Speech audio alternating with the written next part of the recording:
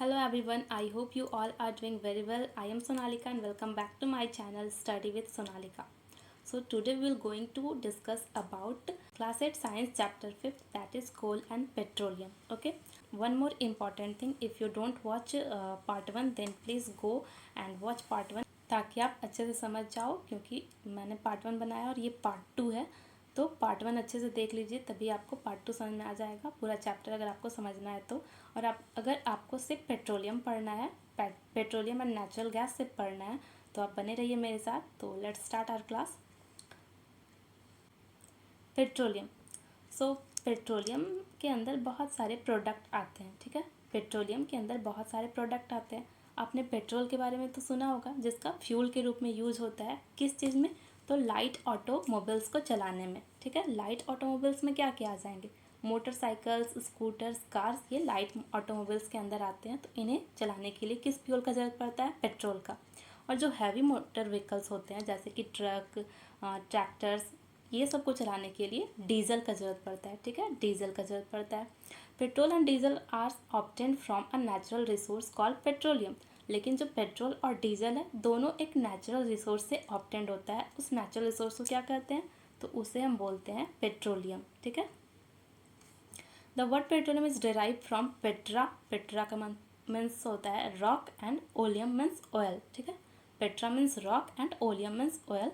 सो हमें पता है कि जो सो दो वर्ड से मिलके बना है, तो रॉक के बीच से हमें पेट्रोलियम प्राप्त होता है। इसलिए जब अर्थ के अंदर रॉक के चट्टानों के बीच से क्या मिलता है हमें, पेट्रोलियम, इसलिए इसका नाम उस आधार पे पड़ा है पेट्रोलियम। तो do you know how petroleum is formed, क्या आप जानते हो पेट्रोलियम कैसे फॉर्म होता है, कैसे बनता है। हमने ये देख लिया पिछले क्लास में कि कोल का फॉर्मेशन कैसे हुआ था। तो अब इस क्लास में हम ये जानेंगे कि पेट्रोलियम का फॉर्मेशन कैसे होता है, हाउ पेट्रोलियम फॉर्म्ड। तो चलो अब हम इस क्लास में समझते हैं कि पेट्रोलियम कैसे फॉर्म होता है।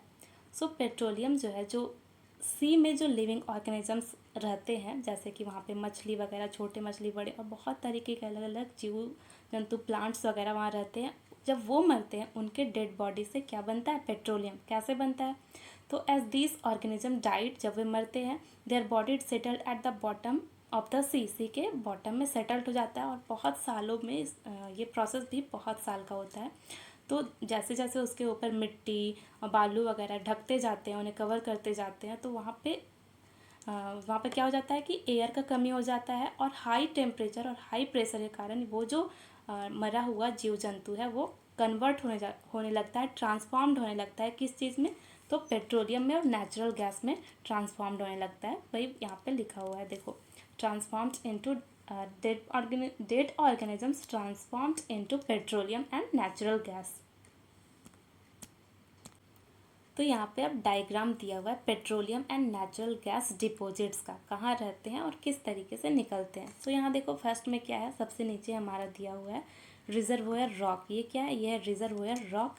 और इसके ऊपर यहाँ पे क्या है, वाटर का लेवल है यहाँ तक, ठीक है। अलग कलर से दिखाती हूँ ताकि आप समझ जाओ ये। और वाटर के ऊपर किस चीज़ का लेयर है, ऑयल का, ठीक है।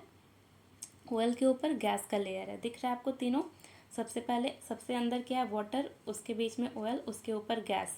तो वाटर के ऊपर क्यों है गैस और ऑयल, क्योंकि वाटर का जो वेट होता है वो ज़्यादा होता है ऑयल और गैस से। वो लोग तो लाइट वेट होते हैं, तो जो भी चीज़ लाइट वेट होता है वो ऊपर होता है। तो इसलिए ऑयल जो है वो ना तो पानी में मिक्स हो सकते हैं, ना उसके अंदर रह सकते हैं, वो ऊपर रहते हैं। और फिर इन वेल्स के थ्रू जो पेट्रोलियम और नेचुरल गैस है उन्हें बाहर निकाल दिया जाता है, ठीक है। यहाँ से उन्हें बाहर निकाल दिया जाता है। सो देखो यहाँ पे इम्पॉर्टेंट फैक्ट दिया हुआ है, आपके एग्जाम के पॉइंट ऑफ व्यू से भी इम्पॉर्टेंट है और ऐसे भी जनरल नॉलेज के पॉइंट ऑफ व्यू से भी इम्पॉर्टेंट है।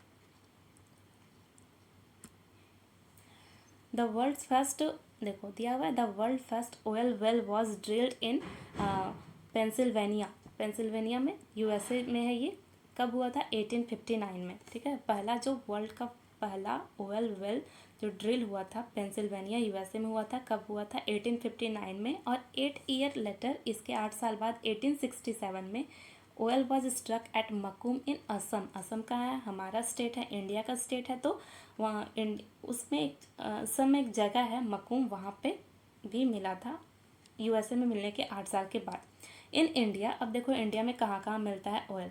Oil is found in Assam, Gujarat, Mumbai high and in river basins of Godavari and Krishna. ठीक है, Assam, Gujarat, Mumbai high and river basin of Godavari and Krishna, यहाँ पे हमारा क्या होता है, ऑयल का रिजर्वोयर मिलता है, ऑयल वहाँ से निकाला जाता है, पेट्रोलियम मिलते हैं। ठीक है, तो हमारा नेक्स्ट टॉपिक है रिफाइनिंग ऑफ पेट्रोलियम। ठीक है, मतलब पेट्रोलियम तो एक प्रोडक्ट हो गया, उससे बहुत सारे पेट्रोलियम के अलग अलग प्रोडक्ट मिलते हैं। तो वो क्या होता है, देखो petroleum is a dark oily liquid, dark और तेल वाला लिक्विड होता है petroleum.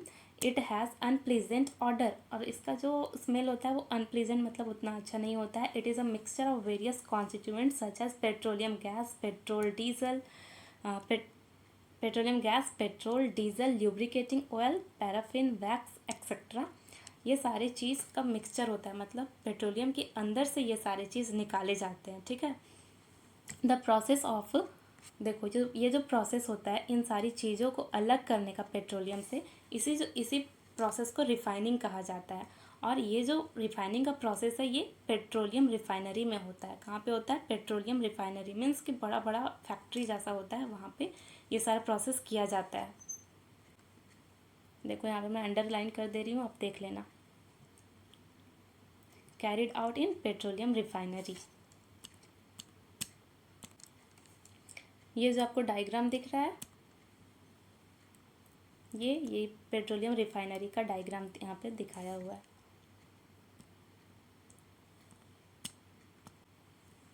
Many useful substance are obtained from petroleum and natural gas. पेट्रोलियम और नेचुरल गैस का जब प्रोसेस होता है तो बहुत सारे यूजफुल सब्सटेंस हमें उनसे मिलते हैं, तो उन्हें क्या बोला जाता है, उन्हें पेट्रोकेमिकल्स कहा जाता है। ठीक है, petrochemicals, these are used in manufacture of detergent, और इनका यूज होता है डिटर्जेंट बनाने में, सर्फ, फाइबर्स में मतलब कपड़े, वो जो आर्टिफिशियल फाइबर होते हैं जैसे polyester, nylon, acrylic etcetera, polythene भी और अदर मैन मेड प्लास्टिक्स भी इनके यानी पेट्रोकेमिकल्स के हेल्प से बनाए जाते हैं। Hydrogen gas obtain from natural gas, और जो नेचुरल गैस है उससे कौन सा गैस निकलता है, हाइड्रोजन गैस निकलता है, और इसका यूज़ होता है प्रोडक्शन ऑफ फर्टिलाइज़र बनाने के लिए यूज़ किया जाता है। फर्टिलाइज़र में क्या क्या आ जाएंगे, यूरिया, पोटास, ये सारे फर्टिलाइज़र।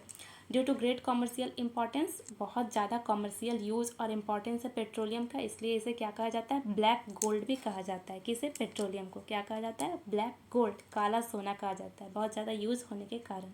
तो चलो यहाँ पे अब टेबल है, various constituents of petroleum and there uses. Petroleum से निकलने वाले उसके प्रोडक्ट अलग अलग जो भी मिलते हैं और उसका क्या क्या यूज़ है। सो सबसे फर्स्ट है हमारा petroleum gas in liquid form, LPG के फॉर्म में होता है। एलपीजी का full form liquefied petroleum gas, लिख देते हैं यहाँ पे, देखो लिक्विफाइड पेट्रोलियम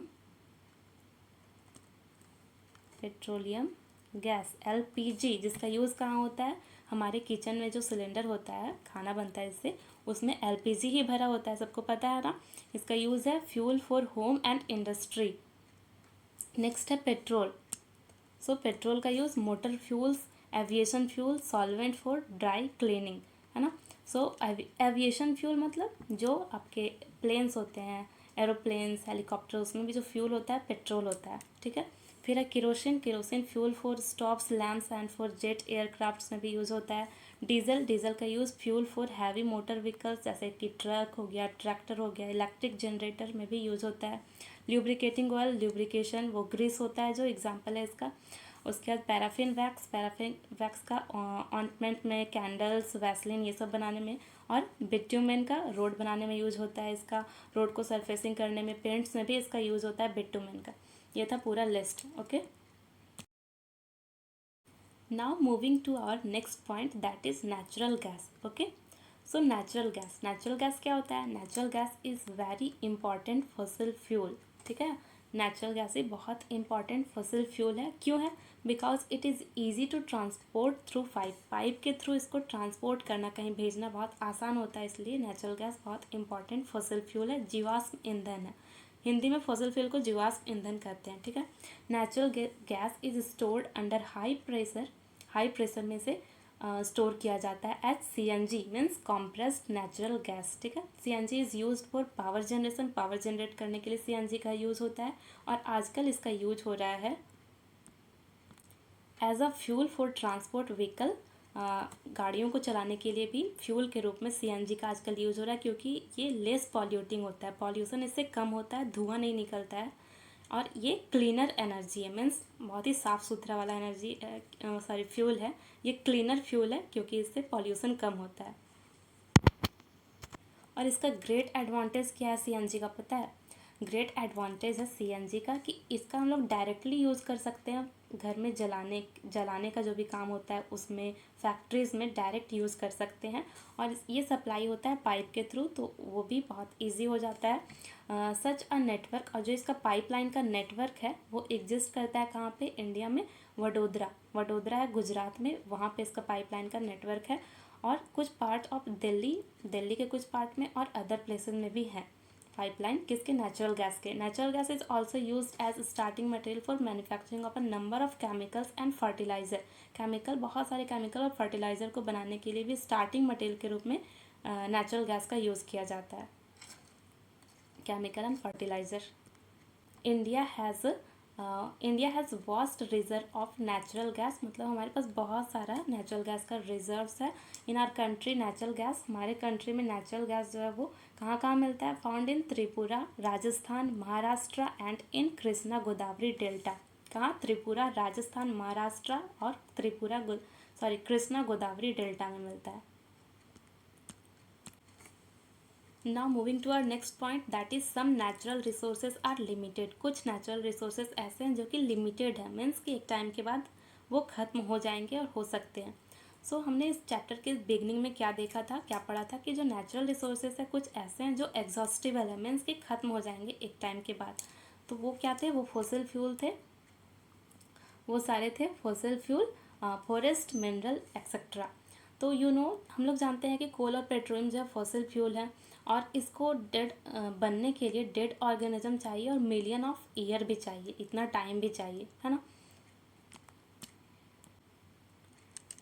इसके अलावा क्या होगा कि ये जो भी बचे हैं वो भी कुछ 100 सालों तक और चलेंगे, उसके बाद वो पूरी तरीके से ख़त्म हो जाएंगे अगर इसी तरीके से इसका बहुत ज़्यादा यूज जो हम कर रहे हैं, कंज्यूम करते जा रहे हैं, करते रहें तो, है ना।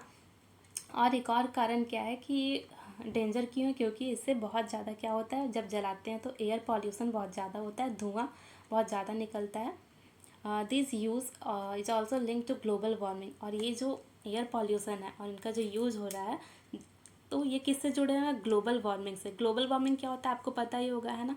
अगर नहीं पता है तो चलो मैं थोड़ा सा बता देती हूँ। जो हमारे एटमॉस्फेयर में CO2 का लेवल जो बढ़ता जा रहा है, उसकी वजह से क्या हो रहा है कि अर्थ का टेम्परेचर भी इंक्रीज़ करता जा रहा है, राइज करता जा रहा है। तो जो अर्थ का टेम्परेचर में जो चेंजिंग आ रहा है, इसी को ग्लोबल वार्मिंग कहते हैं। तो ये भी बढ़ेगा, पॉल्यूशन होगा तो इट इज़ देयरफॉर नेसेसरी। तो इसे ज़रूरत क्या है कि हम लोग को जब ज़रूरी हो जिस चीज़ का तभी यूज़ करें, फालतू में कोई भी चीज़ बस मज़े के लिए ऐसे ही यूज़ करके ख़त्म ना करें। जैसे कि फॉर एग्ज़ाम्पल हमें घूमने का शौक़ है तो हर दिन गाड़ी निकाल के घूमने चले गए, ऐसा नहीं करना चाहिए। वीकेंड पे ही घूमने जाओ ताकि पॉल्यूशन भी कम हो और फ्यूल भी बचा रहे। नेक्स्ट है हमारा, और इंडिया में एक ऑर्गेनाइजेशन है PCRA, ठीक है, पेट्रोलियम कंजर्वेशन रिसर्च एसोसिएशन। वो एडवाइस करता है पीपल को कि वो how to save petrol diesel while driving. हम जब ड्राइव करते हैं उस टाइम पे पेट्रोल और डीजल को कैसे सेव कर सकते हैं, कैसे बचा सकते हैं, कुछ टिप्स उनके द्वारा दिया गया है जो हम डिस्कस करने वाले हैं अभी। तो पहला टिप है उनके द्वारा दिया गया कि drive at a constant and moderate speed as far as possible. एक कांस्टेंट स्पीड और एक मॉडरेट स्पीड के साथ हमें ड्राइव करना चाहिए। दूसरा है कि switch off the engine at traffic. जब भी ट्रैफिक पे आप रुकते हो तो अपना इंजन को बंद कर लो, और अगर कोई सा भी कहीं भी वेट कर रहे हो तो इंजन को बंद कर लो। Ensure correct tyre pressure. जब भी आप कहीं निकलते हो तो अपने टायर का प्रेशर भी चेक कर लो कि वो सही है या नहीं। Ensure regular maintenance of the vehicles. आपका जो व्हीकल है उसे भी रेगुलर टाइम पे, मतलब बेसिस पे मेंटेन करना भी बहुत ज़रूरी है। अगर बहुत ज़्यादा पुराना हो चुका है तो उससे धुआं बहुत ज़्यादा निकलता है जो कि पॉल्यूशन का काम करेगा। तो वो सब भी आपको चेक करते रहना चाहिए टाइम टाइम पे। तो ये थे उनके द्वारा दिए गए टिप्स। किसके द्वारा दिया गया था ये सारा टिप्स? तो ये सारा PCRA के द्वारा दिया गया टिप्स है। तो आप भी इसे फॉलो करें और अपने घर वालों को, अपने फ्रेंड्स को, सबको बताएं, वो भी, ताकि वो भी इसे फॉलो करें और हमारा इन्वायरमेंट क्लीन रहे, हमारा फ्यूल जो है आगे के जनरेशन के लिए भी बचा रहे और बना रहे। तो इसी के साथ हमारा पूरा चैप्टर कोल और पेट्रोलियम ख़त्म होता है, फिनिश होता है। I hope it is clear to you all. आपने अच्छे से समझ लिया चैप्टर। अगर नहीं समझा है तो आप एक बार और वीडियो को वॉच कर लीजिए, मुझे पता है आपको समझ में आ जाएगा। और अगर नहीं आता है, कोई भी डाउट होता है, तो आप कमेंट में पूछ सकते हैं। अगर कंटेंट अच्छा लग रहा है तो लाइक कीजिए और चैनल को सब्सक्राइब कीजिए, सो दैट अपकमिंग वीडियोज़ के नोटिफिकेशंस आपको टाइम से मिलते रहे। Okay, thank you, thanks for watching.